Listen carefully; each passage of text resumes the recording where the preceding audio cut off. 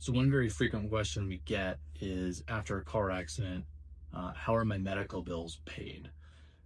And this video is going to be focused on Connecticut. Every state is different, but in Connecticut, it basically works like this. We're called an at-fault state, which means, believe it or not, the person who caused your accident is not required to pay for your medical bill up front. In other words, they're not required to be billed by your medical providers and pay those bills. Essentially, the way it works is there are two layers of coverage that are going to be available to you. First is through what's called medical payments coverage on your own automobile insurance policy. Now you're probably saying to yourself, why is my auto insurance having to pay my medical bills if the other driver was at fault?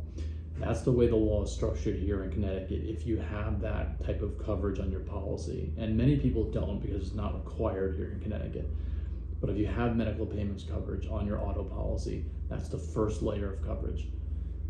That coverage, though, is usually capped at a certain dollar amount. It could be $2,000, could be $5,000, could be $8,000. Essentially, the way it works is as you're getting medical treatment, if you have medical payments coverage, it's getting billed to your auto carrier up and until the point where that amount of money is exhausted.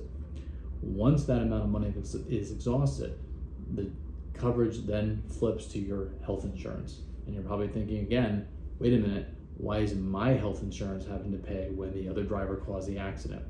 Again, this is the way the law is structured in Connecticut. The next layer of coverage is your own personal health insurance. Then what happens is once your treatment is done, we're going to obviously be trying to resolve your case with the at-fault driver's insurance. And essentially the way it works in theory is that once we settle the case, part of what you'll be receiving from the other driver's insurance is compensation, reimbursement for the fact that you did incur these medical bills and they were paid by either your medical payments coverage or your health insurance. Now, the third potential is where you don't have medical payments and you don't have health insurance.